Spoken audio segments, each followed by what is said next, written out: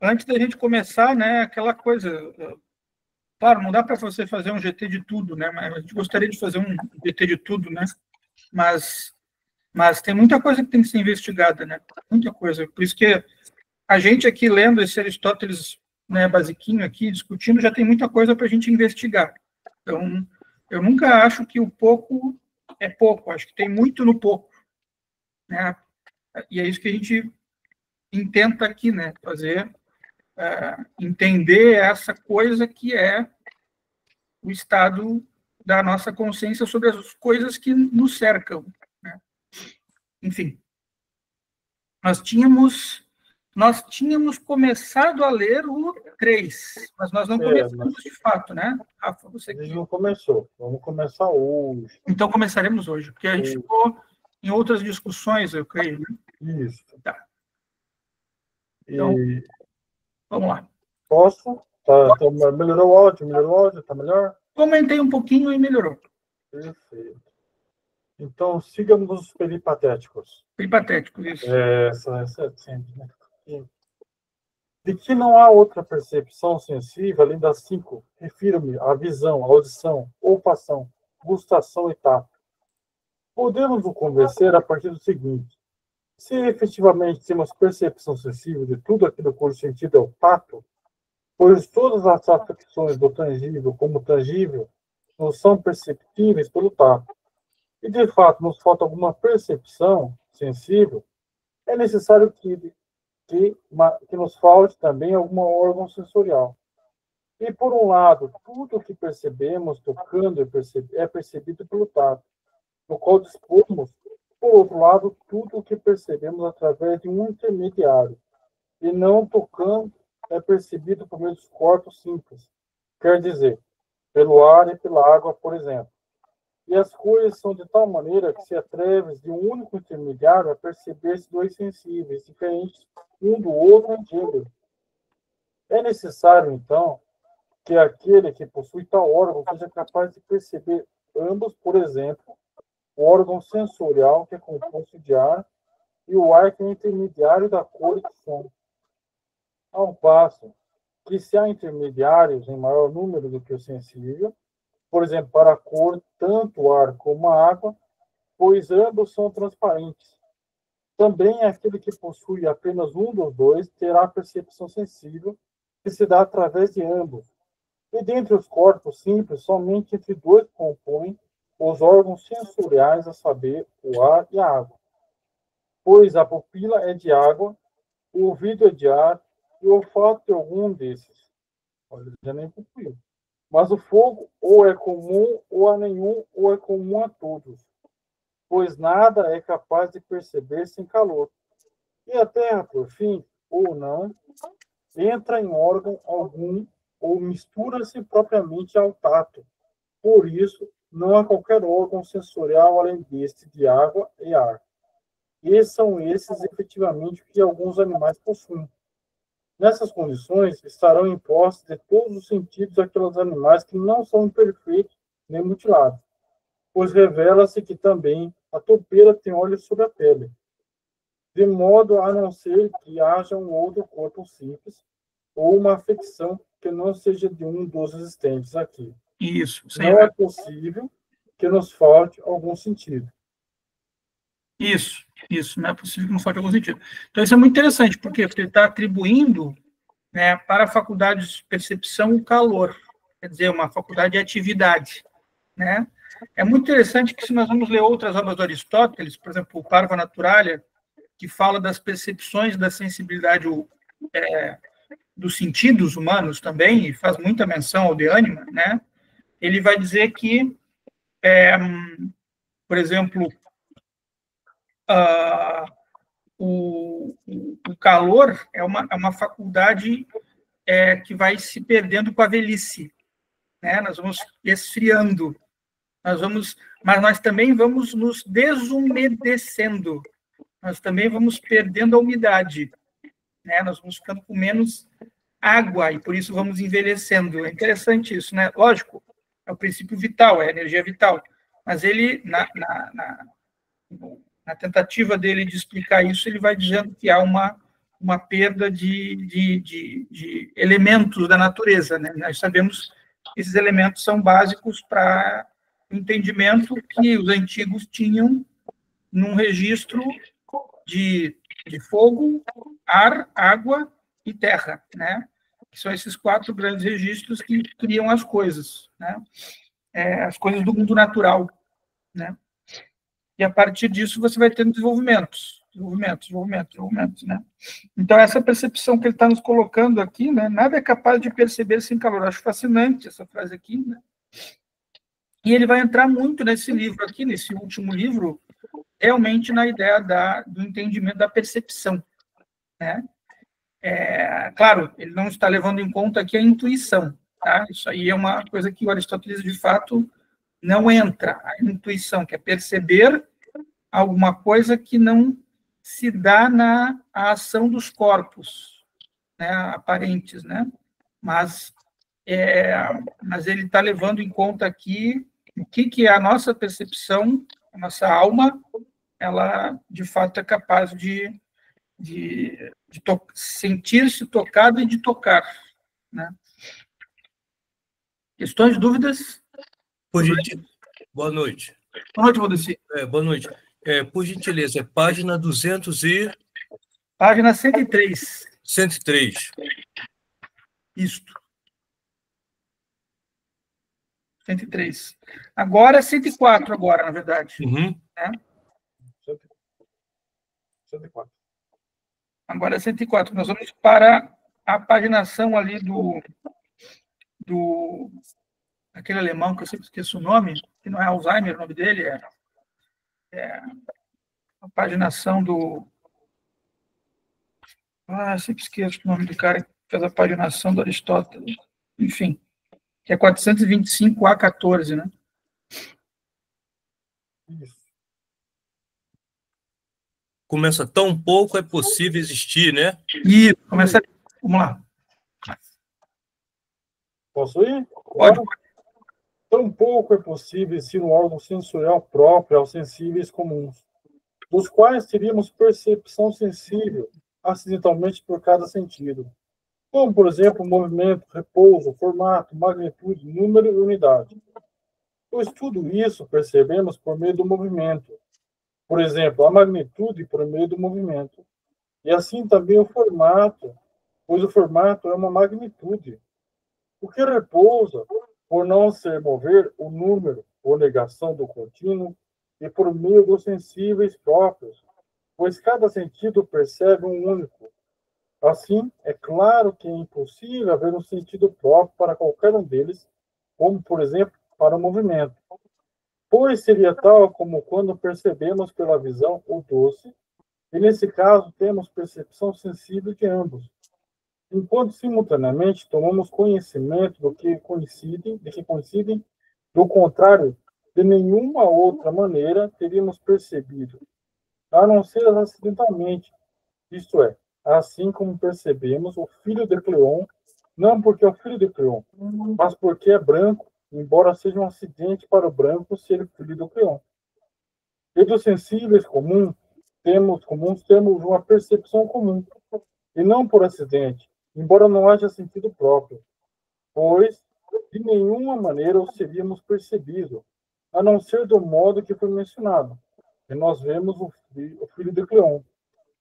Mas os sentidos percebem por acidente os sensíveis próprios em relação aos demais, mas não como tais, porém na medida em que formam a unidade, como quando ocorre uma percepção sensível conjunta, no caso de um mesmo, como, por exemplo, no caso da bile, que é amarga e amarela, pois a nenhum órgão sensível particular cabe dizer que ambas as percepções são de um único objeto. E é de igual maneira que ocorre um engano quando ao ver amarelo supõe-se que é bile. Isso aqui é muito importante, principalmente essa última parte aqui, né? Porque ainda é uma pergunta para a gente, né? O que é a percepção sensível? E quando a gente vê percepção, está ligada à faculdade, eles chamavam de eistesis, né? Que está ligado muito à sensação também, né? eu não me lembro a palavra exatamente agora, deixa eu ver aqui que eu anotei em outro lugar aqui. Sistanetai, isso, sistanetai, é aquilo que percebe, né? Está tudo um pouco ligado a movimento também, se a gente for ver na raiz da palavra, né? Que é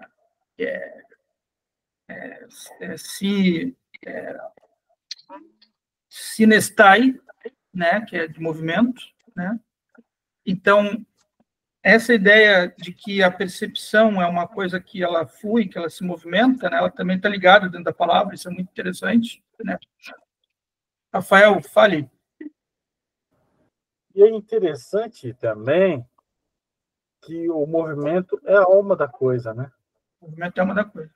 Então, ele pega muito esse movimento intrínseco da alma que se movimenta. O que é morto, o que é vivo, é que o vivo é o que se movimenta por si mesmo. Ele fala muito isso no livro, né? Uhum. Exatamente. E isso é um critério muito difícil hoje da gente entender a consciência por isso também, né? Porque ela se dá quando a gente vai englobando conhecimentos numa espécie de movimento muito próprio da consciência, mas que a gente ainda não sabe se ela, de fato, se mexe com a inconsciência, com aquilo que a gente não tem percepção sensível, né? Mas, no entanto, que acontece também em paralelo. Então, hoje, é uma dúvida que psicólogos e neurocientistas se fazem, né? Como surge a consciência, né? Porque ela pode ser o amontoado de coisas que vão se condensando e nós podemos dizer eu, ou ela também pode ter em paralelo tudo aquilo que a gente não conhece sobre nós mesmos. Então, esse é o grande X da questão, vamos chamar assim, né? Mas é claro que a ideia de unidade sempre foi algo agradável ao olhar aristotélico, porque todas essas diferenças nós podemos cortar as arestas delas e tentar encontrar um núcleo mais ou menos unificado de percepção. Isso é a ciência, né? Então, mesmo que Aristóteles não seja, como posso dizer assim, tenha acertado em tudo, porque ele não tinha instrumentos de medição adequados na sua época, ele está fazendo ciência sim, porque na época os instrumentos de medição que ele tinha eram estes, não eram outros que temos hoje, por exemplo, né? E mesmo com nossos instrumentos de medição, nós não sabemos tudo sobre que garanta a total ideia do que seja consciência, por exemplo, né?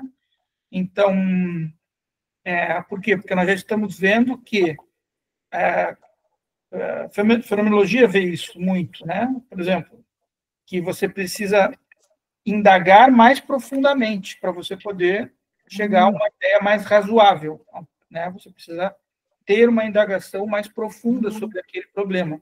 E isso vai envolver, é claro, a sua própria percepção daquele problema.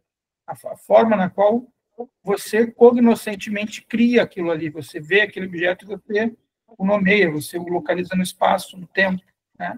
Então, o tempo é um problema também, porque o tempo ele modifica as coisas, né?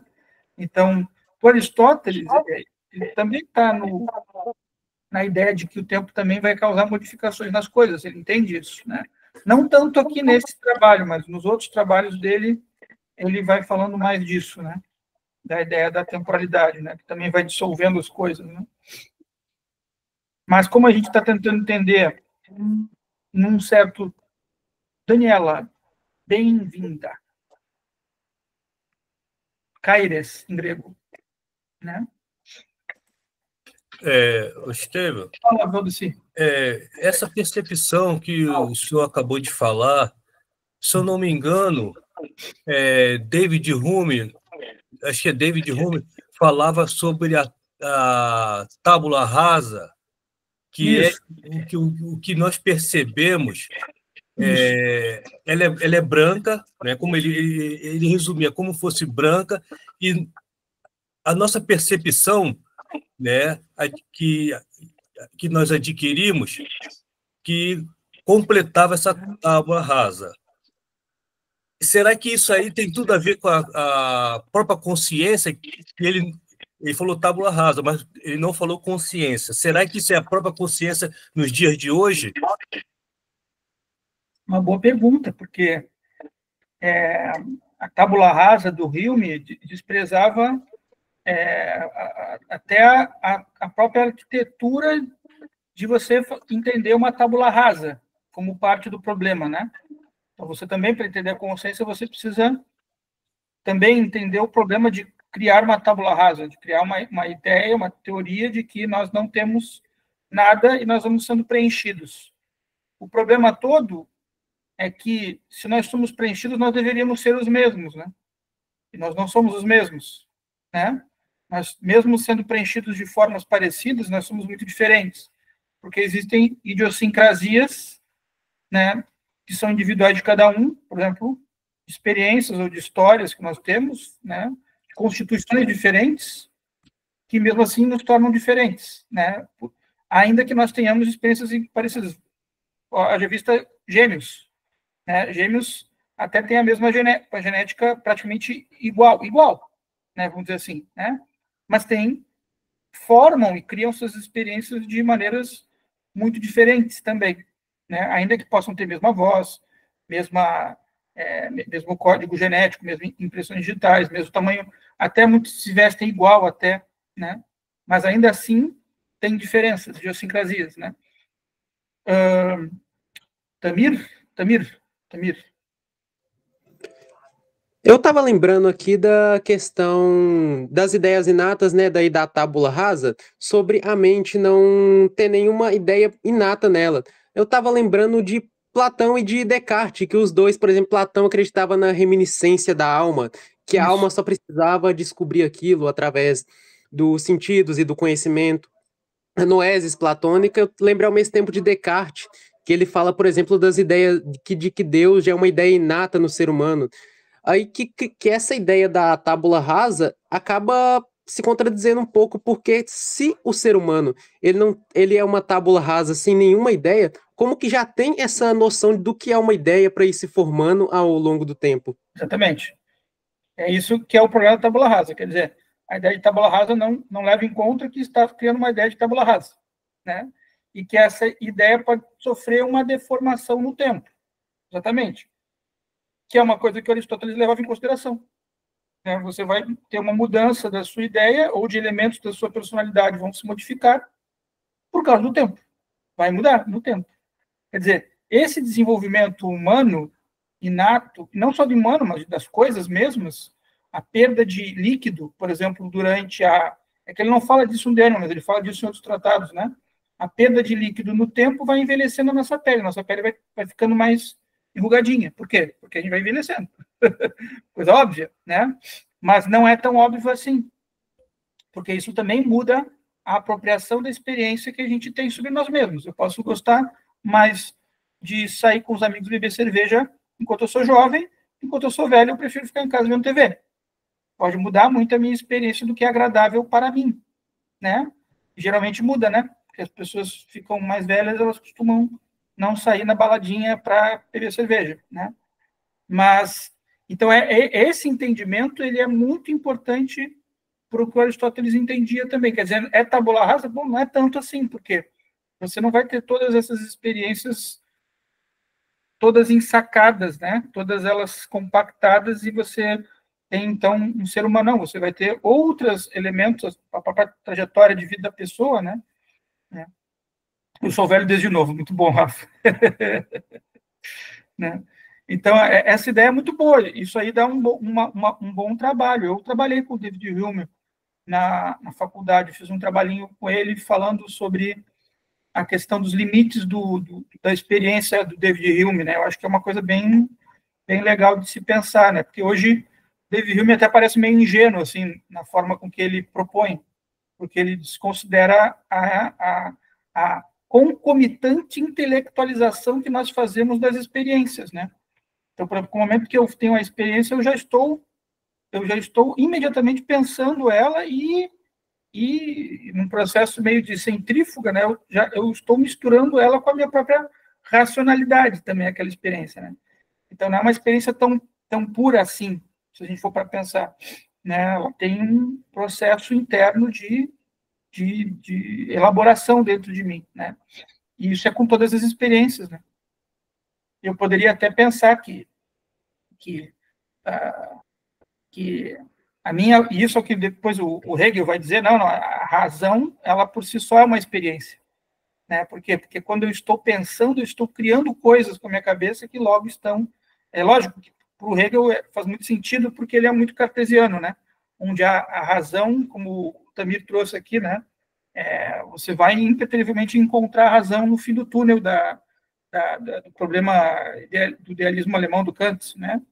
Kant despreza a razão como um problema, como uma faculdade de entendimento, e o Hegel traz ela, não, tem que trazer a razão, porque sem ela você perde um ponto importante da chave entre espaço e tempo, que é como a gente cria espaço e tempo dentro da gente, né? Que isso, para o Hegel, é o ponto da subjetividade inata do ser humano, né? Que é essa possibilidade de nós estarmos o tempo todo criando espaço e tempo, né? Não só espaço e tempo como coisas fora de nós, né? O Kant dizia, não, está dentro de você, mas então você tem que trazer a razão também.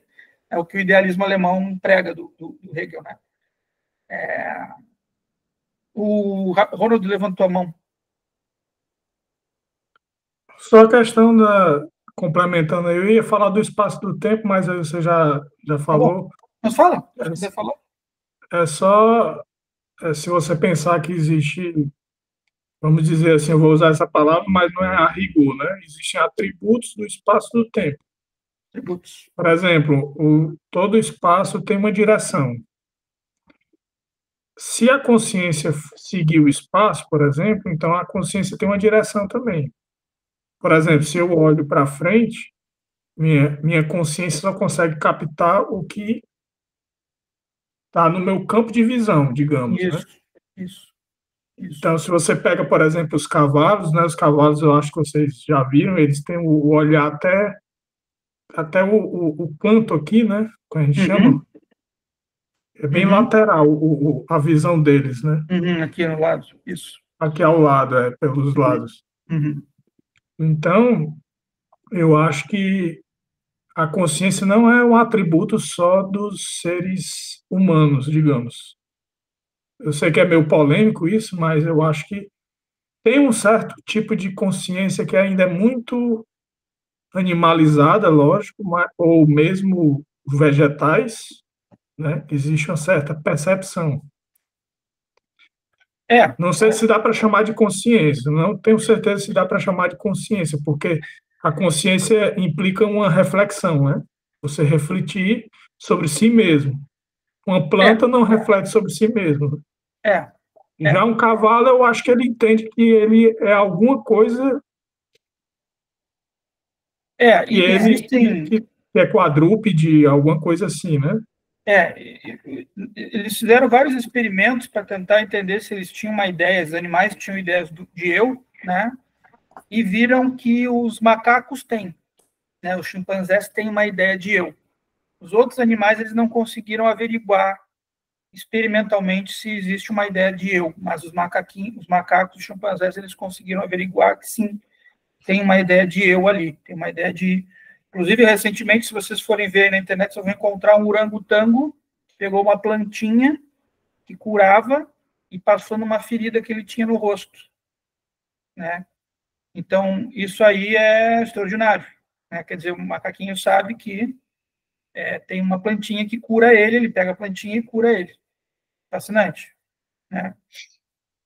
O problema todo, e isso é uma questão muito nossa, muito humana, né? É que a nossa razão, ela especula não só de forma instrumental, né, para cercar-nos de tecnologias e coisas boas para a gente, mas ela também nos assegura de que nós somos nós mesmos, né, em algum nível, né? O nível é a questão. O cavalinho pode ser que tenha algo que fale sobre ele e a gente não sabe, pode ser, né? Tem um artigo muito bom do Thomas Nagel, Como é Ser um Morcego. Eu aconselho vocês a lerem esse artigo, é muito legal. Vou botar aí no grupo para a gente. Esse artigo é muito legal, ele é curtinho, ele tem 7 páginas, portanto não vai ser um esforço, está em português. Tá? Depois eu boto no grupo do Aristóteles, tá? É muito legal esse artigo, tá? Muito legal, porque é uma experiência muito difícil da gente poder dizer assim, com 100%, com convicção, não, esse animal não tem consciência. Né? Muito difícil a gente ter essa convicção, né? Porque outros aparelhos que o animalzinho faz servem para ele também poder se localizar no espaço, no tempo, procriar. Então, isso aí deixa algum legadinho, deixa alguma reminiscência, entende? E também parte da experiência dele de algum nível de intelecção. Por exemplo, a gente sabe hoje que o cachorro ele tem uma atração pelo dono muito especial, que é diferente com outros seres humanos. Né? Então, essa atração especial que ele tem com o dono também o preserva, porque ele sabe que se ele fizer um bem para o dono, esse bem vai ajudá-lo também. Né? Mesmo que seja só na cabeça dele, mesmo que o dono não dê comida para ele, mas ele vai sentir que, opa, estou ajudando meu dono, estou ajudando a mim mesmo. Né? Então, esses níveis, né, por exemplo, o Heidegger não acreditava, por exemplo, que outros animais pudessem ter linguagem. A gente sabe hoje que tem animais que têm linguagem, né? As orcas têm linguagem, né? Tem ararinhas aí no Cerrado brasileiro que usam o som delas para não copularem com parentes, né? Não fazerem incesto. Né? Então, toda essa... animais com uma complexidade de comunicação que nós ainda não conseguimos conhecer a fundo. O polvo também foi visto que o polvo consegue estabelecer relações muito complexas e de muita afinidade, de muito afeto, né, que lembram muitos mamíferos, inclusive. Mas o polvo não é um mamífero, né? Ele é um molusco, mas ele tem uma inteligência que não é cerebral, né? É o tamanho do cérebro dele, tem um outro tipo de inteligência que a gente não entende direito também ainda, né? É uma inteligência num certo nível, claro, tem suas limitações. Talvez por nós sermos seres humanos, a gente olha para aquilo e começa a explorar os lobos também, tem sons, né? Claro, é verdade isso. O ser humano, ele começa a olhar para isso, ele começa a achar que incrível, como é que um animal desse pode ter essa complexidade? Mas também, eu não sei se não é o ser humano esquecendo que ele tem uma complexidade muito grande também, que ele não explora, né? Então, lá na Idade Média, era justamente o que eles estavam querendo entender. Eles querem, opa, qual é a complexidade do ser humano mesmo? Vamos mais longe, vamos mais a fundo nessa complexidade do ser humano, né? Então, eles começaram a fazer algumas ideias de que o ser humano ele dava muito mais conta do que eles mesmos na época podiam entender. Tanto que as questões que eles se colocavam na Idade Média, muitas delas não tinham resposta ainda, assim como não tem hoje. Por quê? Porque eles sabiam que aquilo ali ia ser resultado de novas investigações, né? Então, isso é fascinante também, você poder saber das limitações, mas saber que há muito o que dar. Então, eu me questiono muito, aqui é uma questão muito particular, né? Nada contra os animais, adoro animal, tenho cachorro, tenho gato, né? Mas se a gente, às vezes, não bota muita cor ali nos animaizinhos e esquece da gente, né? A gente tem muito universo para explorar também, né? Muita coisa para explorar. Né? Não que os animais não tenham, mas nós temos muita coisa para explorar. Porque nós, no nível de complexidade que a gente atinge, a gente consegue encontrar coisas de níveis de complexidade muito grandes. Né? Universo, fundo do mar, né? Olha tudo que a gente vem encontrando. Vocês já pensaram nisso? Eu vou trazer para vocês. Como é que se cria uma escala? Como é que se cria uma escala? Como é que se criou essa reguinha aqui de 30 centímetros aqui? É para pensar nisso, é uma escala isso aqui. Entende? O pi, né? O pi do Pitágoras lá, 3,14, sabe? Que coisa magnífica. E você encontra isso porque você pega a circunferência do círculo e você divide em 3 e você encontra 3,14 quebradinho, 75, quebradinho. Né? Então, o ser humano tinha que pensar mais nisso. Né? Como é que essa complexidade se dá ainda? Será que a gente ainda não tem que buscar mais essa complexidade ainda? Sabe? Será que as ilhas já estão todas conhecidas, os trabalhos já foram todos publicados, vocês todos vão terminar as licenças de filosofia de vocês com nota 10, gabaritando provas? E aí? E a vida? Entendeu? Acabou tudo, tá aí? Só para ter um diploma bonito na parede?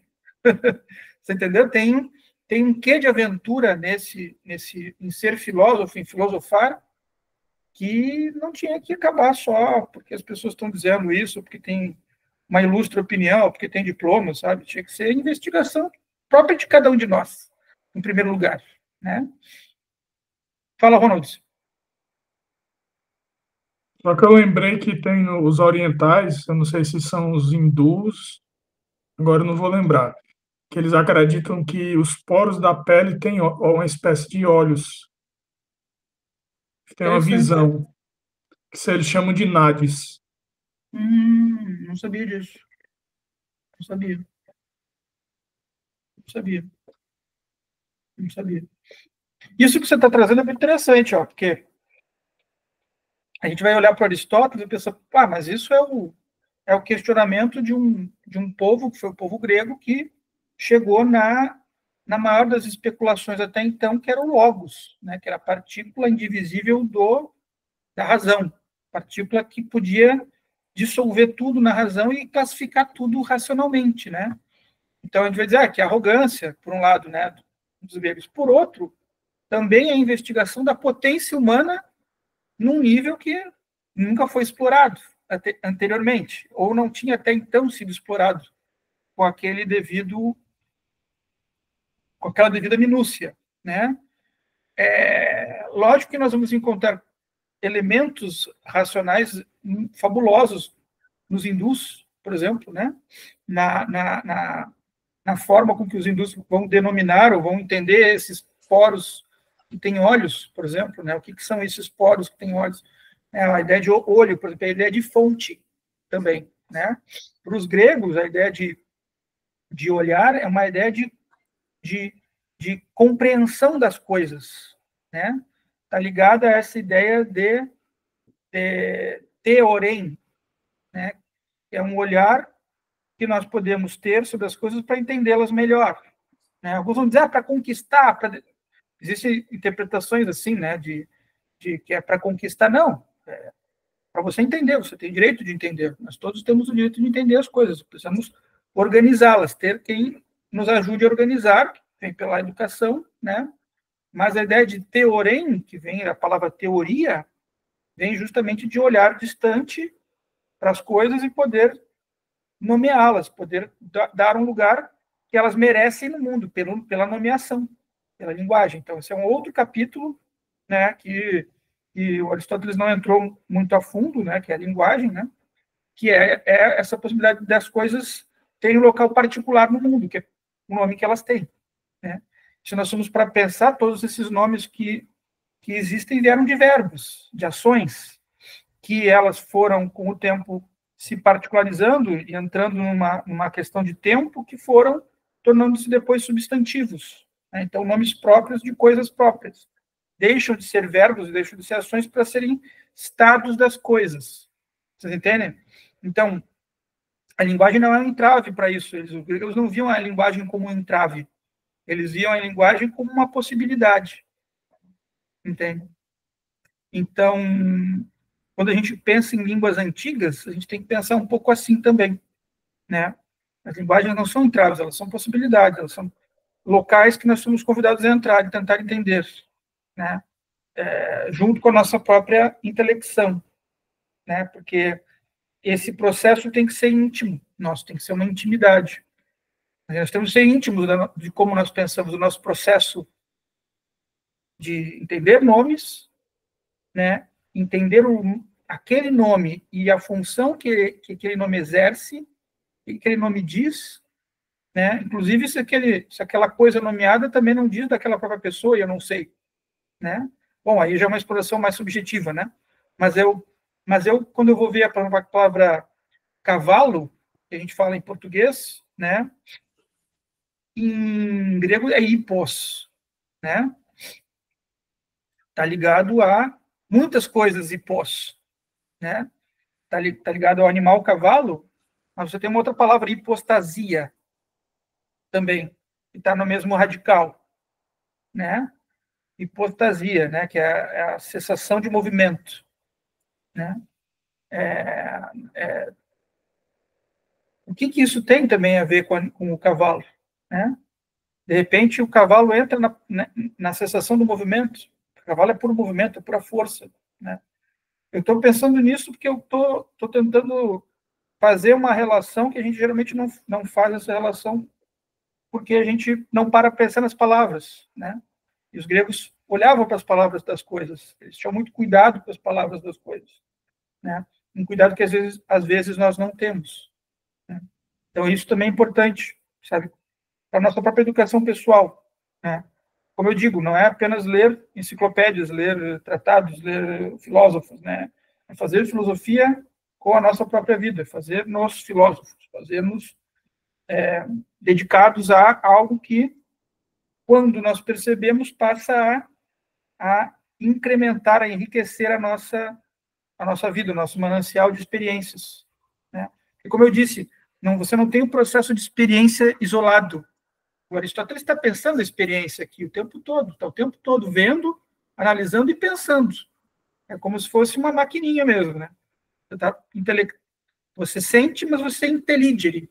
Você lê por dentro o ser da coisa, né? Então isso é fascinante. E isso é o que a gente tem que fazer. A gente tem que sentir e pensar a respeito disso que nós estamos sentindo. É isso que tem a ver com pensar. Pensar não é só pensar no sentido racional, né? Que a modernidade fez isso com a gente fica só pensando. Mas o pensar também é sentir, é vivenciar aquilo. Então a gente precisa sentir as coisas, né? Não pode só fazer como o Kant, né? Ou Descartes, que foram só para o nível do pensamento sem corpo, né? Não, o pensamento está no corpo, o pensamento é vivido, a gente vive o pensamento, né? Aí o Sócrates para provar isso, né? O Sócrates recebia o pensamento no corpo dele. Olha só que legal, né? Porque hoje as pessoas vão dizer, o Sócrates tinha epilepsia, né? Sim, ele tinha epilepsia, mas ele recebia o daimon, né? Ele recebia o pensamento no corpo dele. Isso era incrível, porque até então não tinha ninguém que tinha epilepsia que pensava. Ele tinha epilepsia e pensava, né? Então a gente tem que fica algo para a gente, né, entender também da própria.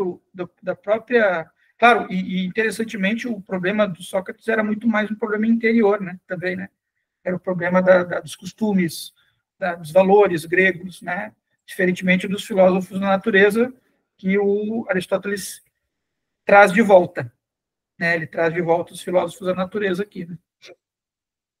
E traz problemas que eram problemas da natureza que muitos filósofos tinham até explorado, mas não explorado muito a fundo. A alma era um problema da natureza, da physis, está muito mais ligada à natureza, à alma, do que a psique propriamente dita. Ela é psique, sim, ela é psique, mas ela está muito ligada à ideia de physis, de natureza.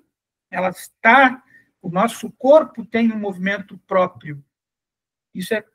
Isso também é physis, né? A psique é um problema dentro da physis, uma especificidade dentro da physis, porque tudo no Aristóteles não está separado só em livros e categorias. Você tem agora uma física que não conversa com a psique, você tem um organon que não conversa com a metafísica. Não, tudo conversa junto. Só que por questões de organização tem que se dividir para poder se explorar adequadamente. Mas tudo faz parte de um só Aristóteles. Tudo faz parte de uma só vida. Entende? Mas é inteligente que a gente possa dividir isto e analisar com cuidado. Você entende? Com cuidado. Né? A gente não pode sair aí, porque senão você cai na doxa. Né? Se você não analisar com cuidado, você cai na doxa, que é a opinião livre e espontânea. Não, isso aqui que o Aristóteles está trazendo vem de análises ulteriores e de análises que ele mesmo fez. Né? Então, provavelmente muitas das coisas que ele fala é porque ele está observando no próprio corpo. Não só dele, mas das outras pessoas. Né? Isso é importante, tem uma riqueza nisso, muito grande. Né? Não podemos esquecer disso. Fala, Ronaldo. São boas. Só mudando um pouquinho de assunto, o Deleuze, ele fala do René Desargues, não sei se você conhece, que é um geômetra. Não. Geômetra projetivo, né? E óptico também. Aí eu lembrei aqui que ele fala sobre os pontos de vista, né? Uhum. E quando a gente vai tratar da parte sensória, seja auditiva, seja visual, seja, eu não sei, com relação ao gosto. mas existem os pontos de vista. Tem uma conferência dele bem interessante, uma aula, na verdade, que é Leibniz e os pontos de vista. Tá no YouTube, só você colocar lá que você vê.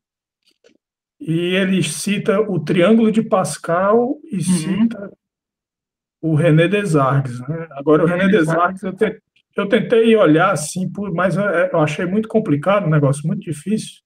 Não levei à frente, não, mas é bem interessante quem quiser desenvolver melhor assim, a questão dos pontos de vista, né?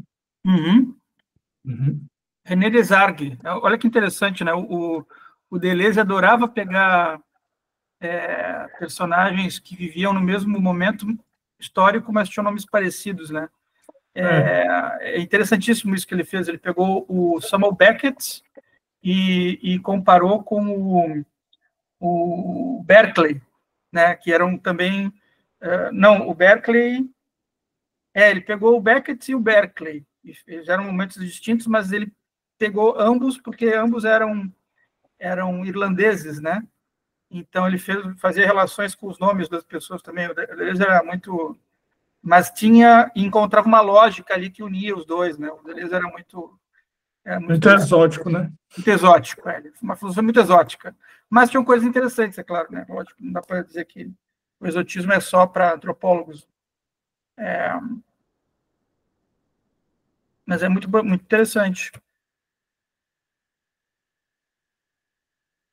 Eu estou botando aqui, eu estou dando uma pausa para a gente respirar, eu estou botando o artigo do Nagel. Pronto. Botei lá. Depois a gente se dê uma lidinha nesse artigo do Nagel, que é muito legal. O que é ser um morcego? Vamos continuar o Valdeci levantou a mão. Fala, Valdeci. Eu anotei aqui, fiz uma breve anotação, de acordo com o meu entendimento, né? Sim. No caso, que estava citando sobre o espaço, tempo, consciência, percepção, ela faz parte da psique e da physis. E ela não é algo absoluto, pois sempre há modificações, ela sempre se renova. É o meu entendimento. Ela tem uma incidência que é muito pessoal de cada um, da nossa experiência própria, mas ela também tem uma... a gente está na página 105, Daniela. 105. No comecinho dela ali Mas ela também tem uma incidência geral nos seres humanos, né? Então você tem um problema bem interessante. Ficou a cargo da lógica tentar entender, mensurar essa experiência geral da consciência humana, né? E ficou a cargo da psicologia, no tempo, entender a experiência singular de cada ser humano, né? Então, houve um caminho que se bifurcou na história do pensamento das coisas, né? E esse entendimento daquilo que é o geral da consciência humana, que a gente pode captar de uma forma geral, desprezando patologias e doenças, ainda que quando tenhamos elas, mude a nossa percepção sensória, né, das coisas, para uma febre, né, que o Aristóteles chama de patos, né, que é quando a pessoa cai em sedição, né, mas ainda assim tentar entender no que isso de geral pode ser importante para aquilo que se entende que é o conhecimento, né? Uma tema, palavra que é aquilo que deixa um legado, né? Aquilo que deixa algo que nós vamos tentar nos dispor a entender, seja sobre nós ou seja sobre o mundo, sobre a física. Nós não estamos distantes da física, nós somos parte da física. E o capítulo da alma, a psique, é um capítulo da física. Também é um capítulo da física, não deixa de ser, né? Mas o que a gente faz que torna-nos seres humanos que particularmente difere de outras coisas que estão na natureza. Então, o caminho que o Aristóteles faz é tentar entender. No uno, o que é diverso? Né? Tem uma diversidade nesse uno aí. Ele é uno, mas ele é diverso. porque as coisas são diversas, a diversidade está em toda a natureza, né? Então, você vai ter animais que são fosforescentes, que têm luz, né? O ornitorrinco é um desses, por exemplo, né? Que coisa curiosa, o ser humano não. Mas o cérebro parece que gera luz. Eles descobriram que o cérebro humano tem uma luzinha que ele irradia, em uma certa frequência, não sei a frequência que ele irradia, né? Então, que coisa interessante, né? Isso só pode ser feito, trabalhado, porque a gente tem investigado a natureza das coisas, né? Aquilo que é da natureza. Com o tempo, Aristóteles foi querendo ir mais longe, né? Ele foi querendo ir mais longe. Então, vamos tentar entender, então, aquilo que faz as coisas serem aquilo que elas são. Ele foi para a metafísica, né? Foi o outro capítulo dentro do do Aristóteles, né? Que é tentar entender, então, aquilo que faz as coisas serem aquilo que elas são. Né? Tipo, eu acho fascinante pensar nisso. Enigmático ao mesmo tempo também, né? Ele está tentando fazer isso pelo logos, pela razão. Ele está tentando fazer isso, tentando não colocar a doxa, a opinião dele, né, como prevalente. Ele tenta o tempo todo não botar a opinião dele.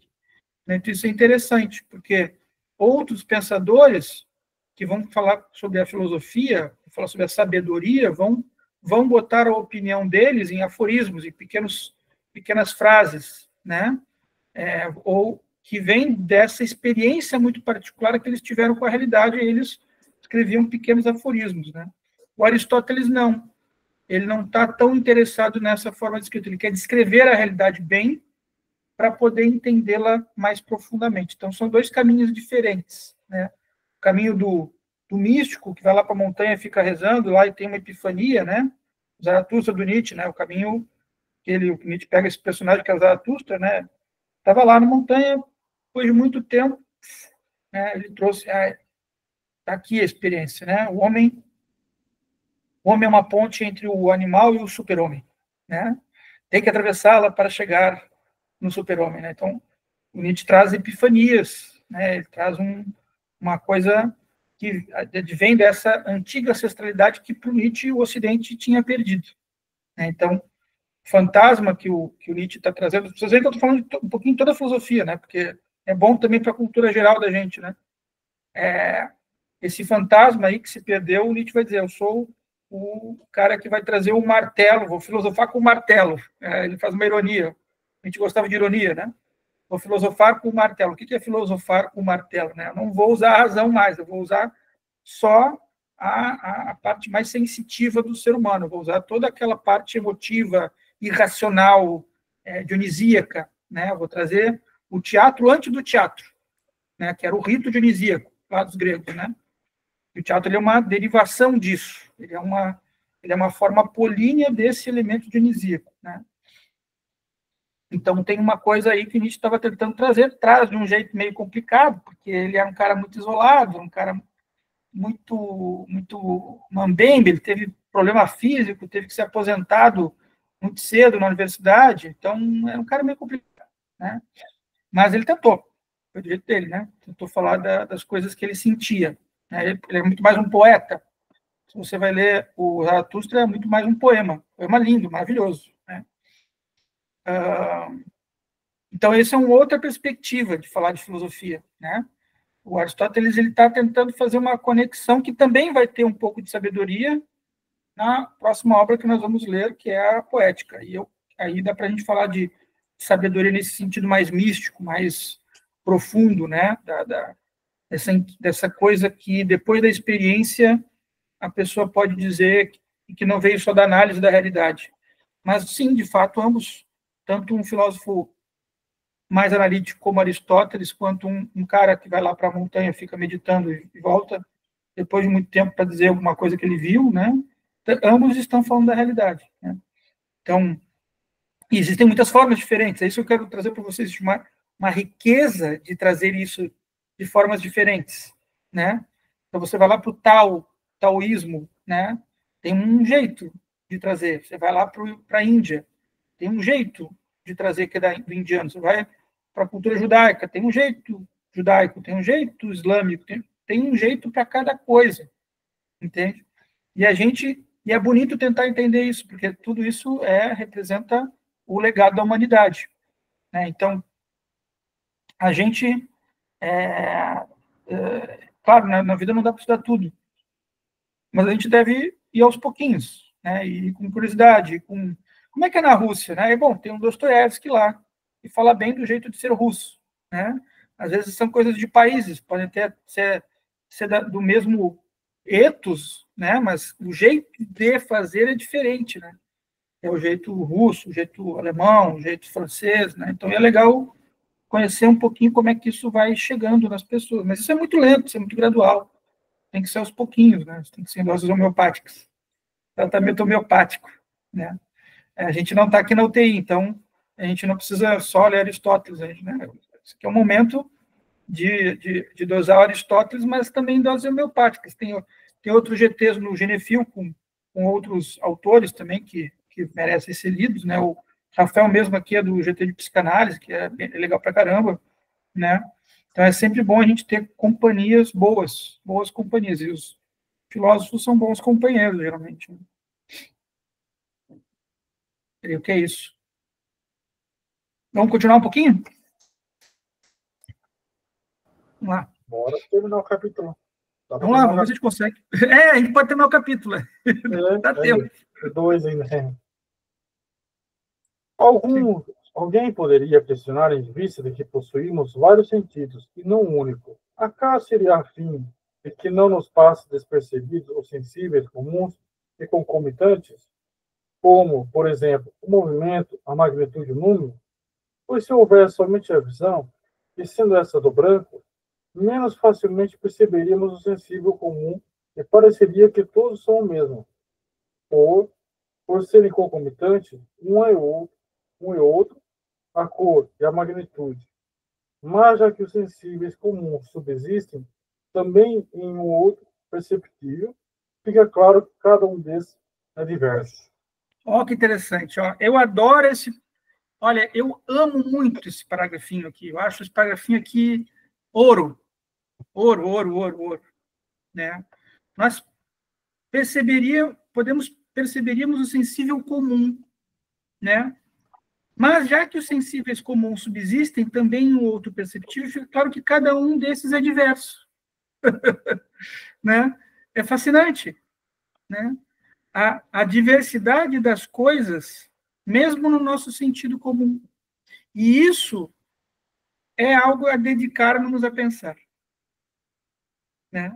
Eu não sei se eu falei no outro encontro, mas as pessoas estão confundindo pensar a classificar coisas. Né? Isso é a contramão do pensar. Porque o pensar é nós podermos, vendo a mesma coisa, restituí-la de outro jeito. Né? Ver esse lápis aqui e restituí-lo de outro jeito. Com a nossa cabeça e com a própria particularidade do lápis, no espaço que ele está. Ou no tempo que ele está. E por isso estudar história é importante. Né? Estudar a história do pensamento do Aristóteles. Como é que o Aristóteles passa a ser lido no Ocidente?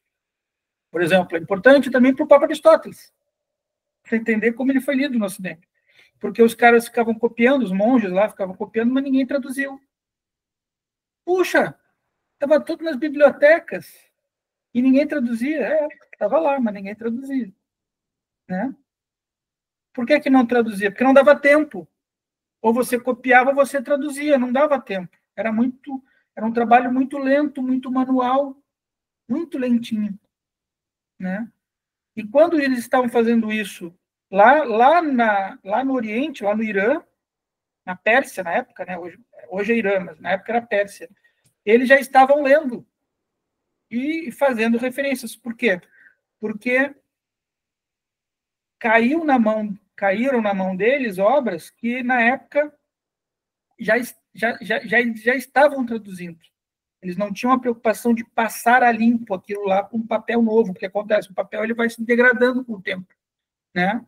Então, eles sabiam que, se eles não passassem a limpo, o negócio ia desaparecer.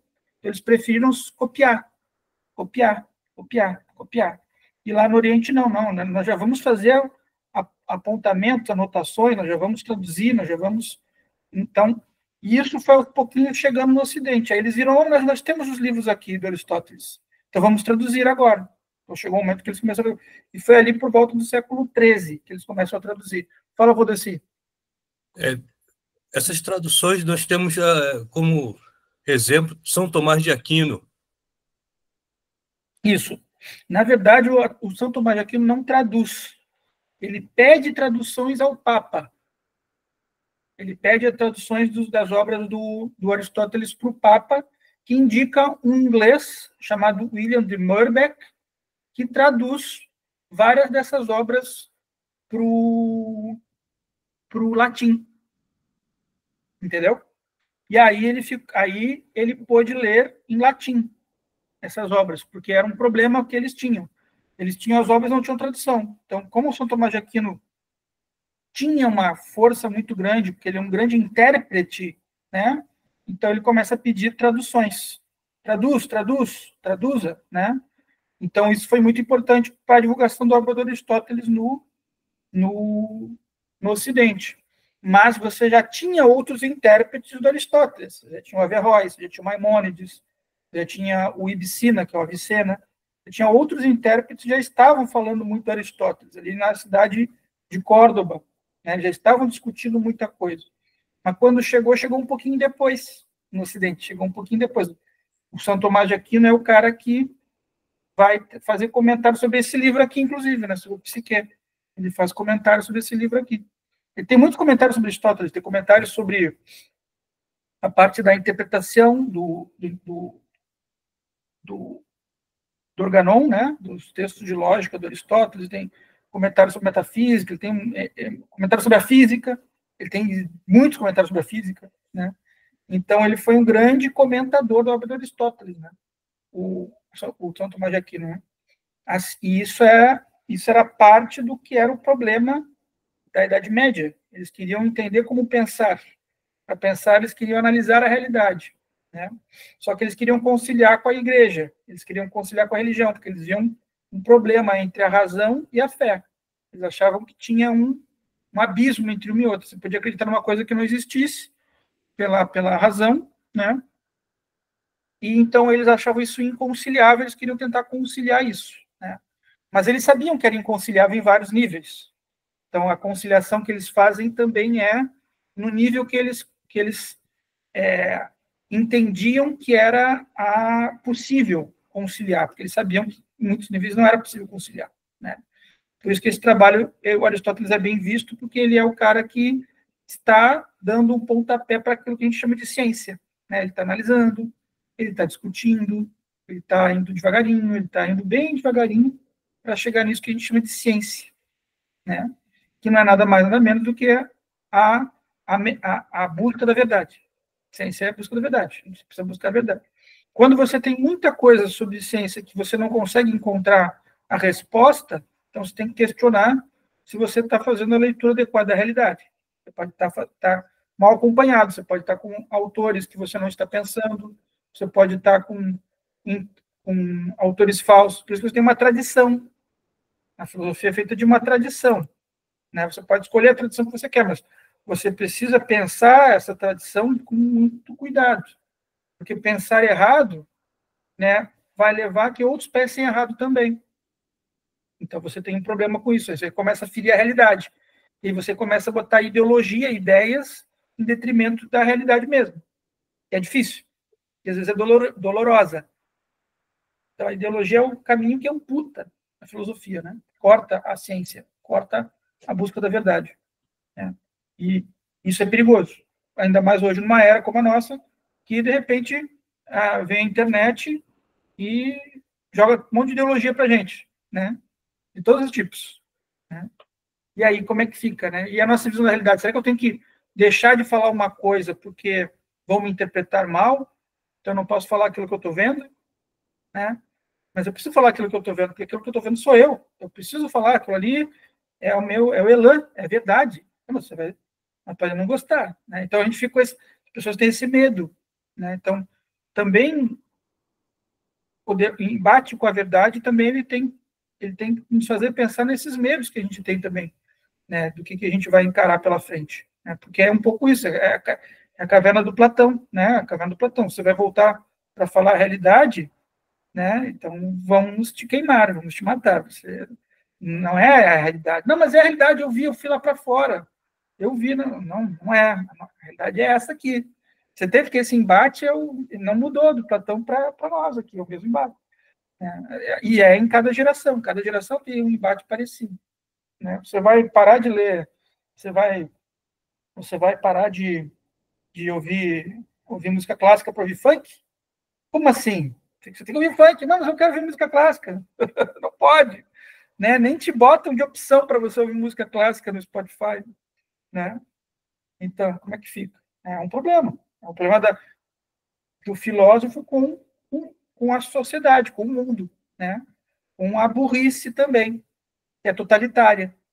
A burrice é totalitária. Ela chega chutando o balde. Você vai ter que ser burro agora. Vamos te botar para baixo, vai ser burro. Né? E não é isso, né? A gente tem que fazer um gesto de proclamar, pelo menos uma tentativa de inteligere, né? De inteligência, que é tentar se aproximar das coisas e ter uma relação. O Aristóteles não fala tanto disso, né?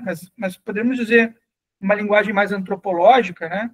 Que é se aproximar do objeto, né? E tentar encontrar no objeto aquilo que mais se parece com ele mesmo. Isso é uma restituição do objeto.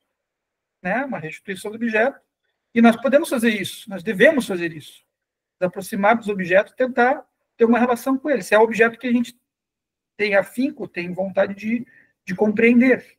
Né? Então você vê, o astrônomo, ele fala das estrelas como se ele já tivesse andado lá naquelas galáxias todas. Por quê? Porque ele se aproximou tanto daquilo que aquilo brilha dentro dele. Né? Isso é lindo no astrônomo. Né? Não só no astrônomo. Pega um cara que gosta de vida marinha, pega um cara que gosta de história da Idade Média, ele vai falar como se fosse a vida dele, aquilo seja vivido, que é lindo. Né? Então, isso faz muito bem. Isso faz muito bem para a gente. Você não vai viver meia boca, você vai viver 100%, sabe? Então, eu estou tentando passar para vocês uma coisa que é importante, bem importante, né? Que é uma experiência de vida também. E uma vontade de viver. Eu acho que isso é importante também. A vontade de viver. Porque muitas vezes a gente está tentando fazer as coisas para agradar os outros, aí a gente acaba nos desagradando. Então, a vontade de viver tem que fazer com que a gente encontre um jeito. Não sei qual, tá? Não me perguntem, porque eu não tenho a lâmpada de Aladim, mas tem que ter um jeito de fazer isso acontecer. Né? Então, claro, o Aristóteles, no método dele, ele não falou tanto do... Ele fala muito das coisas, dissecando elas, mas no fundo é uma relação que ele está estabelecendo com as coisas. Uma relação de muita intimidade com as coisas. Né? E corajoso, porque ele está se dispondo a falar delas. Né? Claro que ele entrou dentro da ideia de paideia, que é a ideia de educação. Claro que ele sabia que quando ele foi levado para educar o Alexandre, né, ele sabia que ele tinha dentro dele os recursos para poder educar da forma melhor possível uma pessoa, um ser humano. Né? Não só um ser humano, mas um grande ser humano. Um ser humano que chegou onde chegou. Né? Que não só pegou o legado grego, né, mas também lutou contra os persas e venceu os persas, né, contra o Dario, né? Enfim, tá, isso aí já é uma outra especulação aí que a gente faz. Mas o Ronald, você levantou a mão.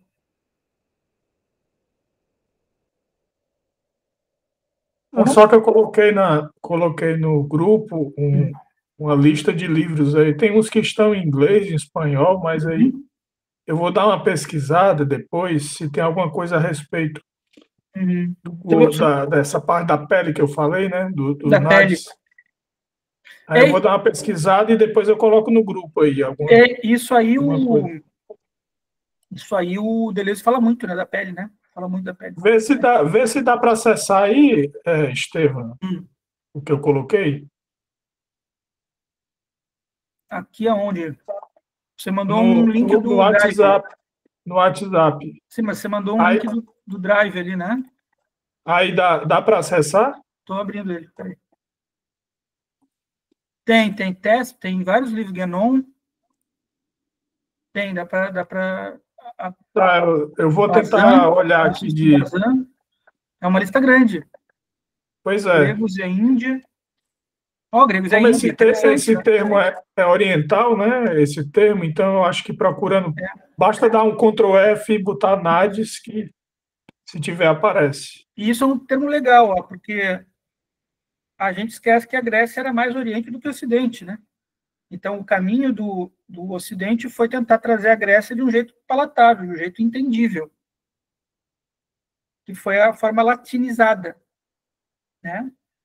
Foi a forma que a gente encontra na tradição, depois se tornou católica, né? Que foi tentar trazer esses textos de uma forma totalmente racional, totalmente isenta de subjetivismo, de subjetividade, né? Ou fazê-lo a partir de uma questão espiritualizada, né? De acordo com ainda que a gente esqueça, isso não pode ser esquecido, que o Logos ele é espiritual, né? Ele é um elemento espiritual. Por que ele é espiritual? Porque a razão, ela é uma coisa que melhora a gente, nos aperfeiçoa também. Ela se torna doentia quando ela me leva a pensamentos que eu só posso racionalizá-los para vivê-los. Quer dizer, eu destituo a experiência como parte importante do processo de aprendizagem. Quando a razão fica isso, ela é um patos, ela é um problema, né? Mas quando eu uso a razão como mediação entre as coisas, eu chego na harmonia, né? Que é a forma adequada de ver a vida, de sentir a vida, de fazer a vida ter, de chegar na vida de uma forma virtuosa, né? Que é uma forma de ter uma experiência boa para passar adiante. Então, isso também é parte do problema dos gregos, né? Você ter uma experiência boa para passar adiante. Isso tudo que eu estou dizendo não está no ipsis literis do Aristóteles, mas está por trás de tudo que Aristóteles escreve. Entende? A gente precisa ter um pouco desse background por trás do que o Aristóteles escreve. Porque o mundo grego era muito assim, né? Ele era um mundo muito mais oriental do que a gente imagina. Muito mais oriental.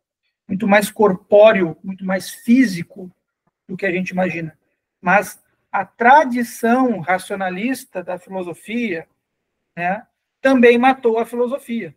Né? Então, tem um autor que eu gosto muito, que é o Richard Rubinstein. Né? Tem um capítulo no livro dele que ele fala o assassinato da senhora filosofia. Né? A filosofia foi morta. Foi morta. Né? A Idade Média está tentando entender isso aí, né? Mas a modernidade parece que passa por cima de muitas coisas da filosofia. Por quê? Porque ela só quis pegar a parte racional da filosofia, só a parte que pensa, não a parte que sente, não a parte que vive, não a parte corpórea, né? Não a parte que a gente tem que criar um experimento, né? Para poder participar do pensamento, né? Então, isso tudo Aristóteles estava fazendo, se você for olhar. Atenção, tá falando dos experimentos, dos procedimentos que ele está tomando contato, né? Isso é de extrema importância. Vou descer, você levantou a mão. O Ronald estava falando dos livros que ele colocou no WhatsApp. Nós temos também inclusive um artigo um livro que eu baixei, eu estava lendo o resumo, Repraentologia, do Ricardo Cortez Lopes. Isso, Ricardo Cortes Lopes, a gente está trazendo ele, né? Que é a representologia, né? A gente está tentando muito trazer interessante o assunto, que eu estava lendo um pouco, muito interessante. Ele vem com uma modificação, né, uma forma nova de abordar os temas filosófico e científico. Isso. Vamos trazer ele. Vou falar com ele se ele pode dar uma palestra para a gente. Ele pode falar para a gente aqui. Eu achei bem legal a ideia dele. Bem legal. Vale a pena. Vou falar com ele se ele pode vir. Vai ser bem legal. Eu conheci ele faz pouco tempo, o Rafael que me apresentou. E ele escreveu um texto, o Rafael escreveu um texto junto com ele, né? Sobre essa representologia. Eu achei bem interessante. E é legal ouvir do próprio, né? Isso vai ser muito bom. Vai ser muito bom. Vamos ver se ele pode. ter um horário aí para gente. Pessoal, o andar da hora já se estendeu. Ficamos por aqui. Muito obrigado. Um forte abraço. Ah. Tchau. Boa noite. Boa semana. Boa semana.